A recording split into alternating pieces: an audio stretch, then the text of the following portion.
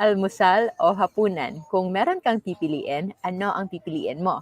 Ano ang pipiliin mong para i-prioritize at ano yung pipiliin mong i-let go mo so that you can start your Beginners Monday low carb and fasting journey. Today is Monday at pag-uusapan natin ang isa sa pinaka-basic when it comes to LCF lifestyle. So this is Beginners Monday today for our LCF lifestyle talk. And I'm your host, Dr. Josephine Grace Rohotan, also known as your Diet Doctora. And we are live here right now in Atmosphere Resort in Darwin, Negros Oriental. So maraming salamat for this very accommodating, very hospitable resort. And of course, our host, WRS Health. So maraming salamat. That's One True Love there. Yan, si One True Love yan. Na nagsiswimming and pinapabayaan niya lang ako ditong mag-live at makipagkwentuhan sa inyo.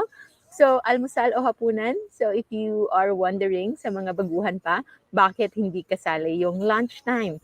We are looking into the usual habit ng mga tao.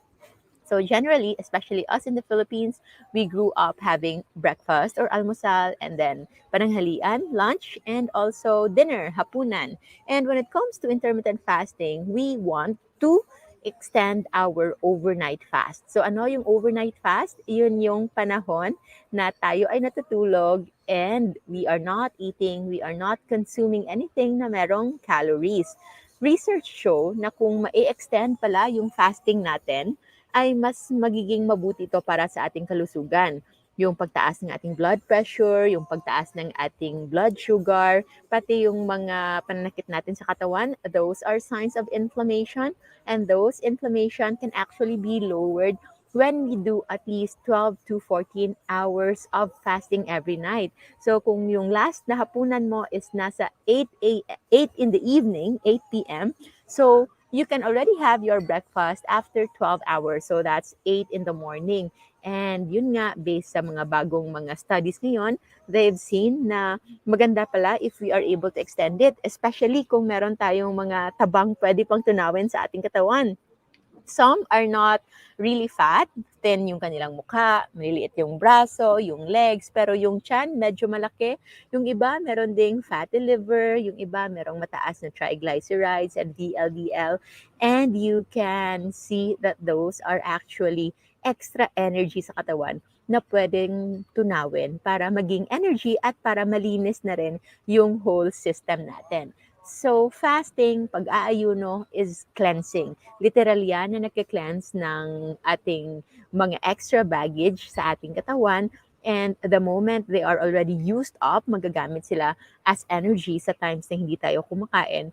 Yun din yung isang rason kung bakit magiging mas maganda yung ating health functioning. So, hello and good noon sa inyong lahat. Maraming salamat for always supporting, for always being here. Our admins are just there to help you in case you want to be a part of our masterclass groups and if you have other questions na you need help.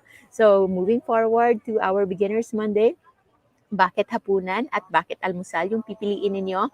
For me, it's easier to skip breakfast. It's easier to skip almusal because of course, in the morning, usually nandun na yung mga to-do list natin, yung mga kailangan nating gagawin sa araw-araw.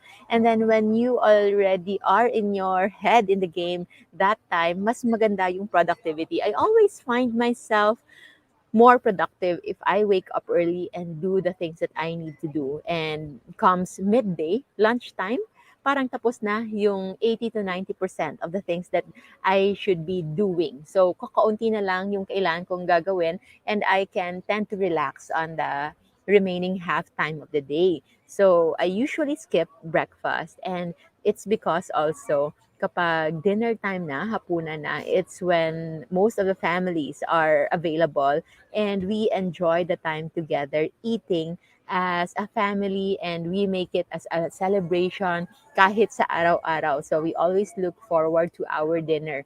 The catch lang is we try to make sure to make our dinner as early as possible. Kasi sometimes napapasarap yung kwentuhan, it gets a little late, and when it comes to low carb and fasting, it's never okay to eat late. So that's why meron ding ibang mga studies na skipping breakfast daw can lead to heart attack and and health problems, it's because when they skip breakfast, napapatagal yung kanilang dinner at nights. And sometimes, sa mga hindi pa naglo-low carb and fasting, they even eat midnight snacks. So, ang pagkakaroon ng midnight snacks ay isa rin sa rason kung bakit maraming nagkakasakit. Merong mga bagungot, and overall, when you disrupt your circadian rhythm, yung tamang hormonal cycle sa inyong katawan, nade-disrupt yan when you are not able to rest at night.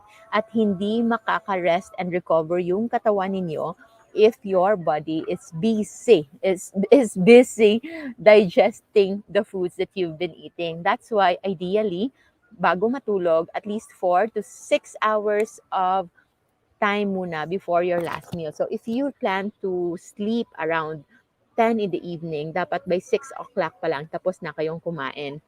If you plan to to sleep at 9, so all the more, maybe 5 o'clock ng hapon tapos na kayong maghapunan. So those are the things that you can consider. But although hindi rin lahat pareho ng the way we choose to skip breakfast, there are also others who would rather skip hapunan, just like Mommy Gina, because she is a morning person and usually nagsastart yung araw niya preparing for breakfast for the family, and she wants to enjoy the breakfast time with family. So, yun yung kanyang nilook forward in a day. But after lunchtime, around 2 o'clock, tapos na siyang kumain. And by dinner time, hindi na nga siya sumasabay sa pagkain. She's just preparing the meals for the family, but she is no longer eating. So, that way, nakakapag-hit pa rin siya ng kanyang 14 to 16 hours of fasting every day, kahit pa 6 a.m., 7 a.m. siyang kumakain sa umaga because she is closing her eating window by 12 noon or 2 p.m. So, nasa sa inyo kung ano yung una nyong ilalet go, especially when you are still starting. But of course, if you've been following our LCF Lifestyle Talk since 2 weeks ago, we are now moving into our week 3. Tama ba? Nasa week 3 na ba tayo for our LCF Lifestyle Talk? And I hope you are already done with your Beginners Low Carb, Beginners Monday, and that is starting the first 2 weeks na kahit wala munang fasting, just eat as much as you want until you are satisfied, until you are full. Focus lang talaga sa ating safe list. Because when you focus in our safe list, hindi kayo mahihirapan sa inyong pagkakaroon ng transition to fasting lifestyle. So the moment you are already into low carb, sobrang dali na lang po yung fasting. That fasting is already becoming natural. And for those naman, meron ding iba na nagsimula ng fasting at yun nga, they were successful. However, if you don't pair it with low carb meals, baka hindi rin magiging sustainable. Eventually, marami pong nagpa-fasting nung una na hindi sinabayan ng tamang low carb, and they end up na nagkakaroon sila ng rebound. And yun nga, pabalik-balik yung kanilang health, progress, decline.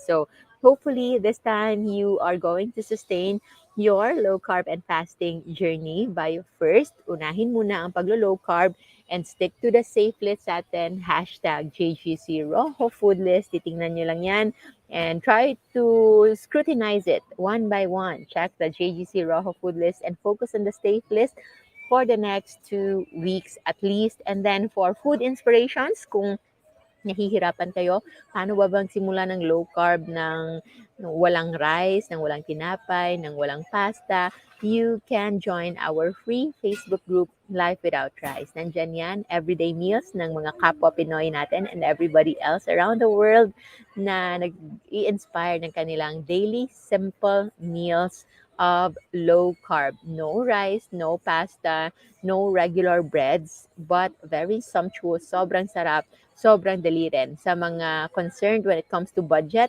type nyo lang dyan, budget low carb or cheap low carb or affordable low carb at marami lang pong lalabas sa inyong feed. So, always be positive kasi meron pong paraan lahat at sa meron namang mga questions sa ating way of life, you can also join the partner group, Low Carb Feasting and Fasting Community. Hello sa ating mga admins dyan and moderators. Maraming salamat for taking care of our community and continuing to help, especially yung mga baguhan pa lang natin na ngayon pa lang nakapagsimula sa kanilang low carb and fasting journey.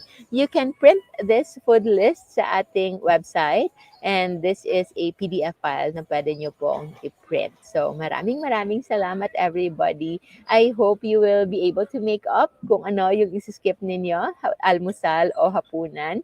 And for those na ginagawa na ito, share your own stories and sentiments and your concerns at kung ano yung pinipili ninyo at bakit. So for me, yun yon. I usually skip breakfast except though when I'm on vacation and I'm in a place like this, like a resort, na kung saan we are enjoying our time with family and loved ones, and also savoring free breakfast so these are the only times that we have breakfast, but we try to take them as late as possible, yung pinaka-late na to at least delay our time with it comes to our eating window para mas ma-extend yung fasting natin for healing. So because when we are fasting, yung tolerance natin to other food stuff, hindi na tayo ganun ka magiging sensitive, because if just low carb alone and you are not gonna do it perfectly, merong from time to time caution list, merong mga dining outside. So sometimes makikita ninyo that your progress will actually be slowed. And fasting can be the trick into improving yung mga changes, yung mga minor changes that are usually hindi nakikita sa ating progress if we are not incorporating both fasting and low carb. So for those who wants to know more about low carb and fasting, the sustainable way, the proper way, meron tayong low carb and fasting masterclass wherein we guide you kung paano gawin ito ng tama para maiwasan yung mga side effects, panghihilo, pagka-cramps, pananakit ng ulo, panghihina, and those na nagkakaroon ng palpitations, those are mostly signs of our electrolyte imbalance and or nutrient deficiency if you are not going to do it right. We have our daily LCF lifestyle talk Mondays to Sundays. Mondays to Fridays, it's live in public, like where you are watching right now in YouTube or in Facebook. And every Sundays naman, it is only open for our YouTube subscribers, members, and at the same time, our members of LCF Masterclass. If you wish to join those, kindly message lang our admins po for details. These are the numbers of our admins. Kindly text first before calling para lang makapaghanda rin sila. And of course, we have daily talks. Ito yung topics natin sa ating daily talks. Okay, so this one.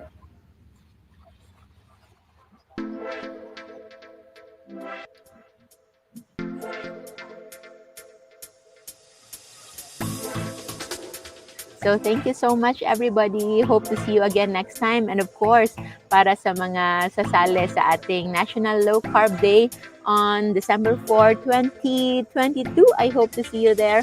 For the last ones who supported us, our partners, maraming salamat po. We are always grateful for your help and support, and to all of you here na parating nakaabang sa ating live episodes. Maraming salamat everybody. Stay low carb, stay safe. Bye-bye.